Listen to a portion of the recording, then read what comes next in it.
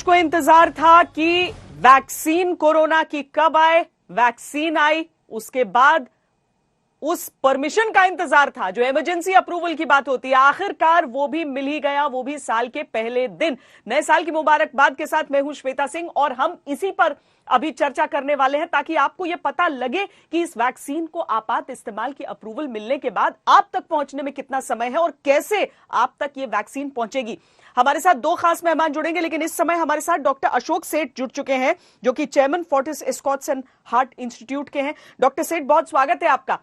कितनी खुशी इस समय आप महसूस कर रहे हैं? ये एक बहुत बड़ी चैलेंज पूरी मेडिकल कम्युनिटी के लिए थी, पूरी दुनिया के सामने थी।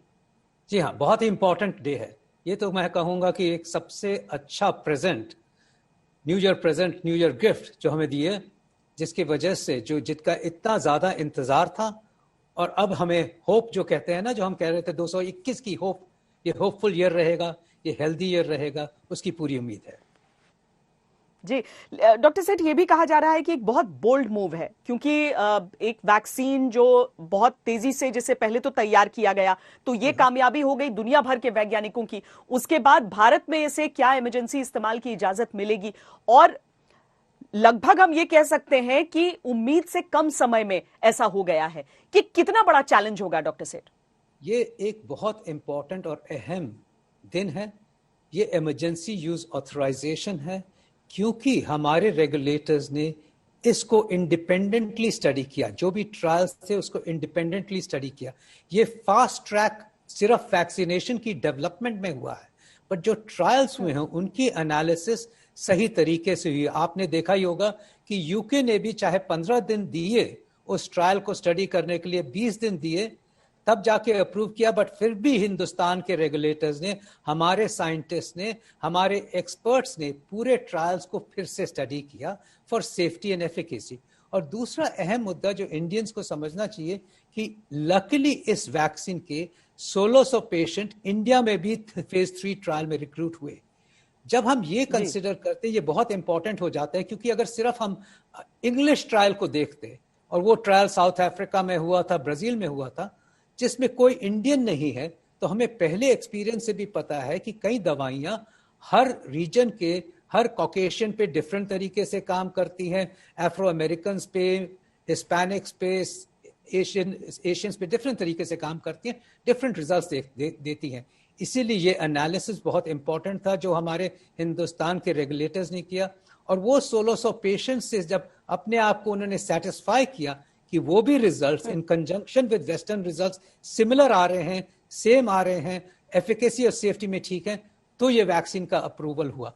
इमरजेंसी यूज ऑथराइजेशन का इंपॉर्टेंट एस्पेक्ट ये है कि स्क्रूटिनी चलती रहेगी, लोगों की सेफ्टी का पूरा ध्यान है, ये साइड इफेक्ट्स फॉलो अप होते रहेंगे और लॉन्ग टर्म तक इस वैक्सीन को साथ ही साथ इसकी सर्वेलेंस होती रहेगी। जी, हमारे साथ डॉक्टर रणदीप गुलेरिया भी जुड़ चुके हैं, डायरेक्टर एम्स। डॉक्टर गुलेरिया, मुझे लगता है कि एक तो नए साल की मुबारकबाद और इसके साथ ही इस वैक्सीन के इमरजेंसी इस्तेमाल की इजाजत मिलने की मुबारकबाद, क्योंकि इसके लिए तो सब प्रतीक्षा कर रहे थे कि कौन सा वो दिन होगा। आपने हमारे ही शो में सबसे पहले कहा था, पिछले साल जब हम दीपावली पर एम्स में थे, उस समय आपने कहा था कि नए साल की शुरुआत एक वैक्सीन से हो जाएगी। और देखिए, नए साल का पहला दिन और ये वैक्सीन हमारे सामने। डॉक्टर गुलेरिया, बिल्कुल, ये इस नए साल के लिए बहुत बहुत अच्छी खबर है और इसी खबर के साथ सब आपके आपके परिवार को और सब लोगों को नए साल की बहुत बहुत शुभकामनाएं। ये एक बहुत अच्छी खबर है क्योंकि अब हमारा नया अगला कदम शुरू होता है कि हम ये सारी वैक्सीन अपने देश में सब लोगों को कैसे लगाएंगे।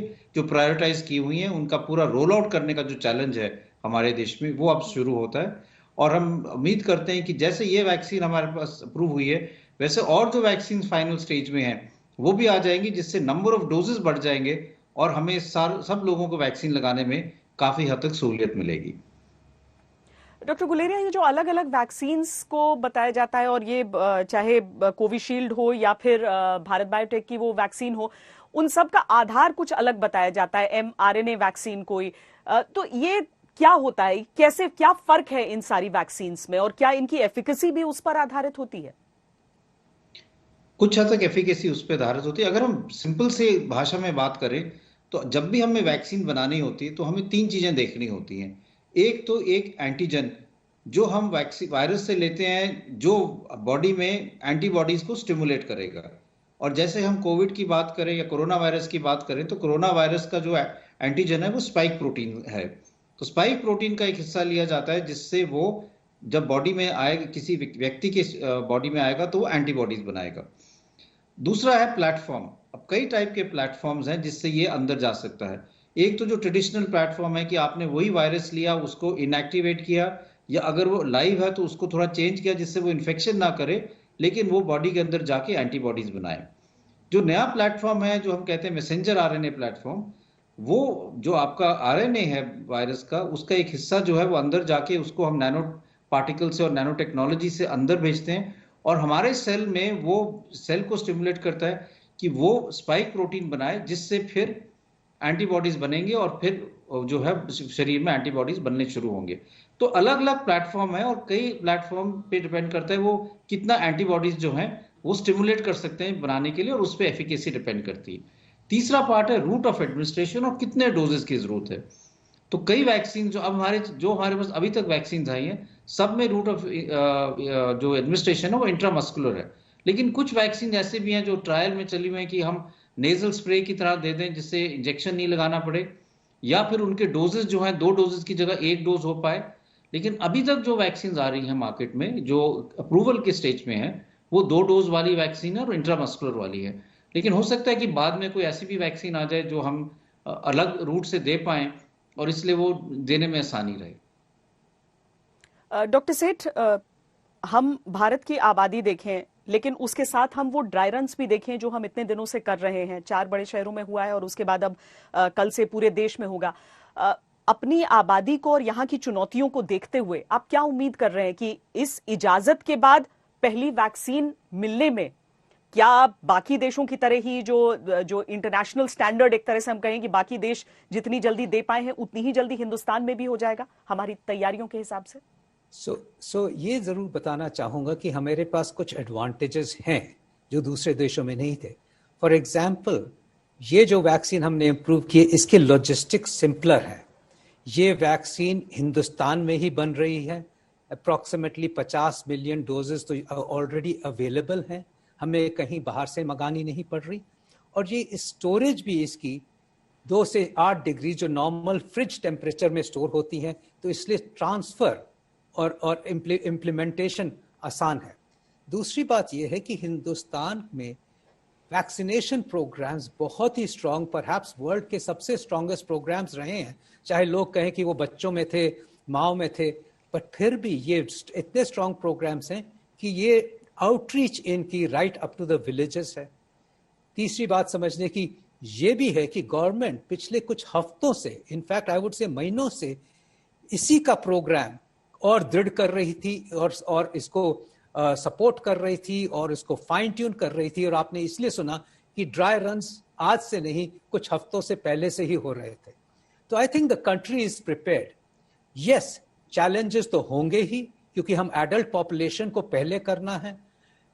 एक्चुअली जो जिनको देना है वो क्लियरली डिफाइंड वर्ग हैं, और हम चैलेंजेस को as time goes on conquer कर सकेंगे, क्योंकि एक्सेप्टेंस भी एक बड़ा चैलेंज होगा। जब एडल्ट्स की हम बात करते हैं तो एक्सेप्टेंस इज अ चैलेंज। लोगों को मिस इन्फॉर्मेशन और डिस इन्फॉर्मेशन को हटाना एक इंपॉर्टेंट चैलेंज होता है। वो हमारा कर्तव्य है, आपका कर्तव्य है, पब्लिक का कर्तव्य है कि ये व्हाट्सएप वाले ग्रुप वाले जो डिस इन्फॉर्मेशन होती हैं उसको छोड़ के सही तरीके से सेफ्टी एफिकेसी अंडरस्टैंडिंग करें। और किसी को फोर्स हमने नहीं करना, बट हमारा दृढ़ रहेगा कि over a period of time 70% of the population को एक्चुअली इम्यूनिटी आए। और वो इम्यूनिटी अगर वैक्सीनेशन से आती है तो वही सेफ और इफेक्टिव बात होती है। तो इसीलिए टाइम लगेगा डेफिनेटली, बट स्पीड बढ़ती जाएगी, क्योंकि वैक्सीन चीप, अवेलेबल और इफेक्टिव तीनों चीज हैं। वाकई डॉक्टर गुलेरिया, हालांकि बड़ा दिलचस्प है कि दुनिया के कई देश जब कोरोना का आउटब्रेक हुआ था तो भारत को बहुत सारी सलाह दिया करते थे, लेकिन भारत ने उन सभी से बेहतर मैनेज किया है कोरोना की इस सिचुएशन को। आज वैक्सीन की दहलीज पर जब हम खड़े हैं तो हम देखते हैं कि जो बड़े बड़े देश हैं, जो रईस देश हैं, वहां पर जो समृद्ध लोग हैं उन तक तो वैक्सीन पहुंच रही है, लेकिन जब भारत की बात होगी तो बात बिल्कुल अलग हो जाएगी। इसीलिए इसकी प्राइसिंग भी उस तरीके की रखी गई है और इसीलिए कोशिश अभी सरकार की तरफ से जो की जा रही है ताकि हर उस व्यक्ति तक पहुंचे जिसे जरूरत हो, वैसे व्यक्तियों तक नहीं जो अफोर्ड कर सकते हो, सब तक पहुंचे, चाहे आप अफोर्ड कर सकते हैं चाहे नहीं कर सकते हैं। और भारत की जो सफलता है, मुझे लगता है कि इस पैमाने पर डॉक्टर गुलेरिया, चूंकि दुनिया में कहीं वैक्सीनेशन नहीं हो रही है, भारत की सफलता पूरी दुनिया के लिए एक मिसाल बनेगी। बिल्कुल, मेरा यह मानना है कि भारत की जो वैक्सीन है जो हम यूज करेंगे वो एक दुनिया के लिए पूरा एग्जाम्पल बनेगी। और क्योंकि अगर हम ये देखें, मेजॉरिटी ऑफ जो कंट्रीज हैं उनमें जो वैक्सीन की अवेलेबिलिटी के लिए जो प्लेटफॉर्म्स हैं या देने का जो मैकेनिज्म है वो हमारे कंट्री में और हमारी वैक्सीन डिलीवरी सिस्टम के साथ मिलता जुलता है। अगर हम किसी वैक्सीन की बात करें तो हम उसमें 4 चीजें देखना चाहते हैं। एक तो सेफ्टी, बहुत जरूरी है कि वैक्सीन सबसे सेफ हो, किसी को साइड इफेक्ट्स ना हो। दूसरा, जैसे हमने कहा, एफिकेसी। तीसरा, फीजिबिलिटी। और हमें पता है कि जो फाइजर की वैक्सीन है उसको -70 डिग्री सेंटीग्रेड पे रखने की जरूरत है। उसको जब हम उसको वहां से निकालते हैं तो कुछ घंटे ही उसको हम बाहर रख सकते हैं, नहीं तो वो खराब हो जाएगी। ये ज्यादातर देशों में पॉसिबल नहीं है कि हम एक -70 की कोल्ड चेन रखें और जहां पे वैक्सीन दे रहे हैं वहां -70 का फ्रिज हो या स्टोरेज कर पाए। ये वाली जो वैक्सीन है, चाहे हम सीरम इंस्टीट्यूट की बात करें या भारत बायोटेक की बात करें, वो 2 से 8 डिग्री टेम्परेचर के लिए। और चौथी चीज ये है कि कॉस्ट इफेक्टिव होनी चाहिए। चारों अगर हम पार्ट्स देखें तो जो भारत में वैक्सीन बन रही है, चाहे सीरम इंस्टीट्यूट की हो चाहे वो भारत बायोटेक की हो, ये चारों इस पॉइंट्स में बिल्कुल आगे निकलती हैं। और इसलिए मेरा ये मानना है कि जो ग्लोबल प्लेटफॉर्म है उसमें हमारी ही वैक्सीन कामयाब होगी। और अगर हम ये कहें कि भारत एक और लोगों को ये दिखा पाएगा कि हम कैसे वैक्सीनेशन प्रोग्राम करते हैं, कैसे ये वैक्सीन जो है ये हर एक, चाहे अफ्रीका के कोई देश हो या साउथ ईस्ट एशिया के कोई देश हो, सब जगह पे हम ये वैक्सीन जो है डिलीवर कर सकते हैं। तो एक global platform point of view से ये एक बहुत बड़ा मैसेज जाएगा। और ये हम हमारे एक कमिटमेंट भी है कि ये वैक्सीन जो है हम अपने लिए ही नहीं लेकिन और जो हमारे देश हैं जिनको इसकी जरूरत है उनको भी देंगे। क्योंकि अगर हमें पैंडेमिक से जीतना है तो ये एक देश की जीत नहीं होनी चाहिए, सारे ग्लोबल नंबर्स कम होने चाहिए। क्योंकि जैसे हमने देखा, एक वेरिएंट स्ट्रेन यूके से शुरू होके सारी दुनिया में फैल सकता है। इसीलिए कोविड भी एक जगह से अगर कंट्रोल नहीं होगा तो दूसरी जगह पहुंच सकता है। इसलिए अगर पैंडेमिक को कम करना है, पैंडेमिक पे कंट्रोल पाना है, तो ग्लोबल वैक्सीनेशन की जरूरत है। वैक्सीन नेशनलिज्म की कोई जरूरत नहीं है। डॉक्टर सेठ, ये अलग अलग वैक्सीन्स हैं, सबका लक्ष्य तो एक है, लेकिन जैसे डॉक्टर गुलेरिया भी कह रहे थे कि सबकी संरचना काफी हद तक अलग है एक दूसरे से। ऐसे में जब कोई व्यक्ति वैक्सीन लगाने जाता है तो क्या अभी इस समय पर जब वैक्सीनेशन ड्राइव की शुरुआत हो रही है, ये तो हम समझे कि चलिए पहला इमरजेंसी अप्रूवल कोविशील्ड को मिला है, लेकिन उसके बाद बाकी वैक्सीन्स भी आएंगे, तो इसमें किस तरीके से आगे होगा?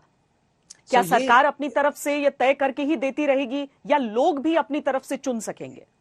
अभी सरकार ने इस बारे में कुछ कहा नहीं है, but I can guide you कि जिस तरह से मैं सोचता हूँ इस बात के लिए, और वो बहुत इंपॉर्टेंट है। इनिशियली तो क्लियरली ये गवर्नमेंट रेगुलेटेड है, गवर्नमेंट कंट्रोल्ड है, होना भी चाहिए कि ये वैक्सीन की सप्लाईज लिमिटेड आएंगी और हमें डिफाइंड वर्गों को देना है। हेल्थ केयर वर्कर्स हैं, फ्रंटलाइन वर्कर्स हैं, एसेंशियल वर्कर्स हैं, वल्नरेबल पॉपुलेशन है, ये सब 4 कैटेगरीज पहले आती हैं और इसलिए गवर्नमेंट रेगुलेटेड और कंट्रोल होगा। बट एक टाइम आएगा जबकि हमारे पास और वैक्सीन आएंगी। आपको पता ये हो सकता है भारत बायोटेक सून वो भी आने लगे, उसके फेज 3 स्टडीज कंप्लीट नहीं हुई हैं। इसी तरह ये भी जाइडस कैडिला की वैक्सीन है जो कि फेज 3 में गई है। इसी तरह स्पुतनिक है जिसके फेज 3 ट्रायल्स हो रहे हैं। तो सून हमारे पास 3-4 वैक्सीन तो हिंदुस्तान में बनती हुई वैक्सीन आएंगी। और उसके बियॉन्ड ये जो फाइजर की वैक्सीन है, हो सकता है कि उसको भी जब वो पूरे अपने पेपर सबमिट करेंगे, हो सकता है कि उसको भी अप्रूवल मिल जाए। बट जो एक्सपेंसिव वैक्सीन हैं वो तो सर्टेनली मार्केट में आज से 6 महीने बाद आई एम कॉन्फिडेंट कि वो अवेलेबल होंगी क्योंकि उनकी अप्रूवल हो जाएगी। बट वो चेन गवर्नमेंट की चेन नहीं होगी, वो चेन होगी खुद फाइजर किस तरह इस कंट्री में लाए, खुद किस तरह वो कोल्ड चेन स्टोरेज करे, खुद किस तरह किस कॉस्ट पे बेचे। बट ऑप्शंस लोगों के पास अवेलेबल होंगे एट सम टाइम, एटलीस्ट उनके लिए जो अफोर्ड कर सकते हैं, बट क्लियरली उससे ये भी होता है कि फाइनली गवर्नमेंट क्यों सबके आफ्टर ऑल कॉस्ट को भी कम करना है। पूरी पॉपुलेशन 1.2 बिलियन है, जरूरी नहीं है कि गवर्नमेंट को वो हेडेक अपने ऊपर लेके करना है, पर जो नहीं अफोर्ड कर सकते, जो हमारा वास्ट वर्ग है मिडिल क्लास का, जिनके लिए काफी मुश्किल हो जाएगा अफोर्ड करना, उनके लिए तो गवर्नमेंट को रिस्पॉन्सिबिलिटी लेनी है। पर जो अमीर हैं, जो कि एक्चुअली पे कर सकते हैं इन वैक्सीन के लिए, जो अपनी केयर के लिए जिनको पे करना भी चाहिए, उनके लिए तो सब ऑप्शंस अवेलेबल होंगी। और अगर कोई वैक्सीन ऐसी है जो उनको 5,000 की भी उनको देनी पड़ रही है, तो वो अपने पे करके वैक्सीन लगवाएं। गवर्नमेंट को इनिशियली पूरी रिस्पॉन्सिबिलिटी गवर्नमेंट लेगी हर एक की, but in the long run a variety of vaccines will be approved and will be available for public to choose from. Doctor Guleria, सरकार ने शुरुआत में तो सीक्वेंस तय कर रखा है कि किसे सबसे पहले और किसे उसके बाद वैक्सीन मिलने वाली है। इसमें हेल्थ वर्कर्स पहले आएंगे, जो उम्र दराज हैं या फिर कोमॉर्बिडिटीज जिन्हें हैं उन्हें चुना जाएगा। अब इनमें से कई हेल्थ वर्कर्स ऐसे भी हैं जिन्हें पहले कोरोना संक्रमण हो चुका है, यानी उनके शरीर में एंटीबॉडीज हैं, तो क्या उन सबको वैक्सीन दी जाएगी? और क्या कोरोना से ग्रस्त जो लोग ठीक हो चुके हैं उन्हें भी यह वैक्सीन लेनी होगी आगे चलकर भी, बाकी श्रेणियों में भी? बिल्कुल, क्योंकि इसमें काफी हद तक चर्चा हुई है, क्योंकि हम कई लोग ये मानते हैं कि अगर हम उन लोगों को वैक्सीन ना दें तो हमारी वैक्सीन की डोजेस कुछ बच जाएंगी। लेकिन हमें ये समझना चाहिए कि कई ऐसे मरीज हैं और ऐसे हेल्थ केयर वर्कर्स हैं जिनको कोई सिम्टम नहीं हुए कोविड के, लेकिन कोविड बीमारी हुई और उनमें एंटीबॉडीज बन गई। तो अगर हम ये कहें कि पहले हम ये देखेंगे कि आप में एंटीबॉडीज हैं या नहीं है, उसके बाद ही वैक्सीन देंगे, तो ये एक और लॉजिस्टिकली एक नया कदम हो जाएगा जो कॉस्ट इफेक्टिव भी नहीं होगा, करने में भी इसमें बहुत टाइम लगेगा और वैक्सीन डिलीवरी इसमें डिले हो जाएगी। दूसरा ये है कि ये भी हम जानते हैं कि जिनको कोविड हुआ है, मान लो 4-6 महीने पहले, हमें ये नहीं पता कि इम्यूनिटी उसकी कितनी देर तक रहेगी, इसलिए वैक्सीन फिर से देने से बूस्टर इफेक्ट हो सकता है और इम्यूनिटी और लंबे टाइम तक रह सकती है। इसलिए लॉजिस्टिकली और प्रोटेक्शन पॉइंट ऑफ व्यू से सब लोगों को जो प्रायोरिटी लिस्ट में आते हैं, चाहे उनको कोविड हुआ हो जाने या अनजाने में, या जिनको कोविड नहीं हुआ हो, सबको वैक्सीन लगेगी और लगनी चाहिए, क्योंकि हमें अभी क्लैरिटी नहीं है कि उनको कितनी देर तक प्रोटेक्शन मिलती है। इसलिए वैक्सीन से अगर उनको ज्यादा प्रोटेक्शन मिल जाएगी तो वो एक बेटर चीज है। डॉक्टर सेठ, इमरजेंसी इस्तेमाल जैसे शब्द को सुनकर कई लोगों के मन में डर भी होता है कि हमें तो कोई इमरजेंसी नहीं है, फिर हम क्यों इसका इस्तेमाल करें, या फिर लोगों के मन में और भी चीजें वैक्सीन को लेकर आती हैं। कैसे आप एक्सप्लेन करेंगे इन लोगों को कि इमरजेंसी इस्तेमाल क्यों सारे लोगों के लिए जरूरी है? सो ये इमरजेंसी इस्तेमाल नहीं है, इमरजेंसी ऑथराइजेशन है। इमरजेंसी तो लोग को पता है कि हम इमरजेंसी में बैठे हुए हैं। ये जो पूरा साल गया है 2020, ये हमारे दिमाग में हमेशा एक मेमोरेबल ईयर रहेगा। उसमें कई अच्छी बातें हुई, बट हमने वो दृश्य देखे जिसमें लाखों लोग मरे हैं। हमने वो देखा है कई जगह पे कि लोग अपने पेशेंट को अस्पताल से अस्पताल लेके भाग रहे हैं, शमशान घाटों पे लाइनें लगी पड़ी हैं, और वेस्ट में देखा गया है कि सिमेट्रीज और उन सब पे 2-2 मील के लंबे क्यूज लगे हैं। ऐसा दृश्य कि जिसमें पूरा वर्ल्ड स्टैंड स्टिल पे आ गया, सब चीज थम गई एक एनिमी की वजह से, और वो भी एक जिसको आप कहोगे आर्ग्यूबली नॉन लिविंग पार्टिकल की वजह से। तो ये तो वाकई ही इमरजेंसी थी, ये तो बिगेस्ट एनिमी हुआ है।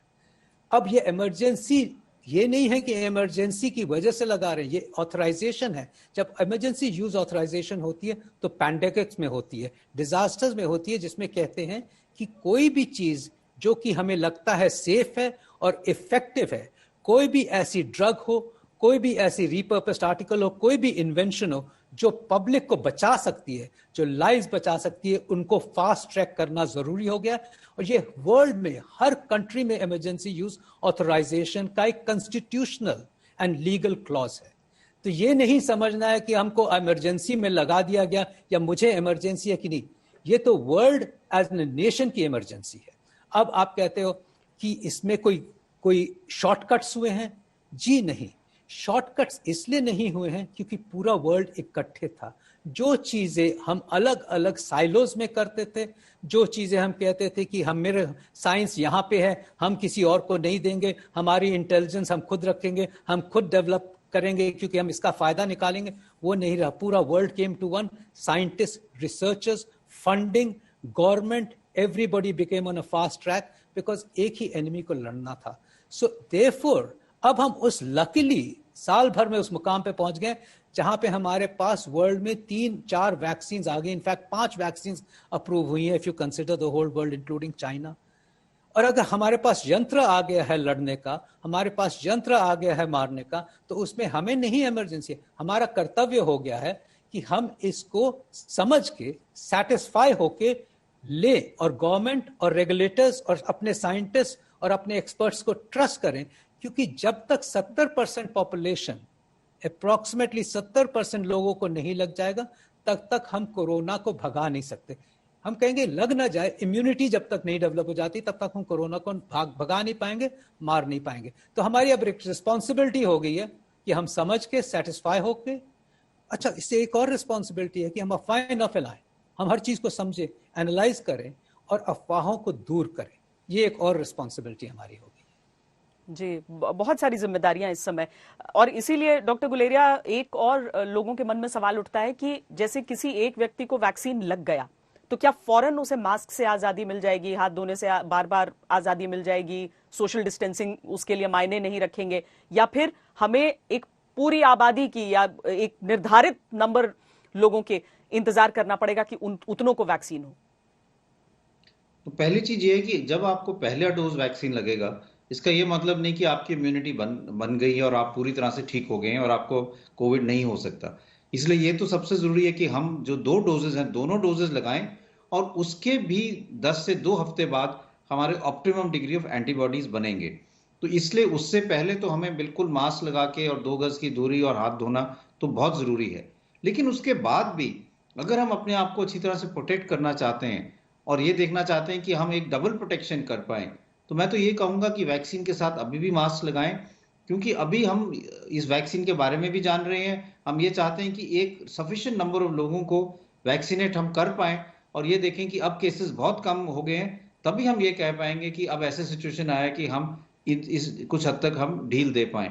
मुझे नहीं लगता कि अगले कई महीनों में ऐसा होने वाला है. इसलिए मैं तो यही कहूंगा कि अपनी प्रोटेक्शन के लिए वैक्सीन भी लगाएं, वैक्सीन लगाने से ना डरे, लेकिन साथ साथ कोविड अप्रोप्रिएट बिहेवियर जो है उसको भी निभाएं, क्योंकि ये आपको एक डबल प्रोटेक्शन देगा. और जब तक आपकी इम्यूनिटी बढ़ेगी और जब तक केसेस कम होंगे और हम ये कहेंगे कि अब आसपास कोई केस ही नहीं रहा, तब तक आपको अपना ये पूरा प्रोटेक्शन रखना बहुत जरूरी है.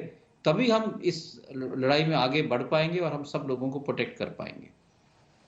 यानी एक प्रक्रिया की शुरुआत है अभी, और उसमें सबको एक साथ मिलकर अभी कुछ समय के लिए और आगे लड़ते रहना है. लेकिन हाँ, एक अच्छी खबर साल के पहले दिन हम सबके बीच आ चुकी है. बहुत बहुत शुक्रिया डॉक्टर रणदीप गुलेरिया आपका और डॉक्टर अशोक सेठ आपका. रुक रहे हैं एक ब्रेक के लिए. देश और दुनिया की बाकी खबरों के लिए देखते रहिए आज तक.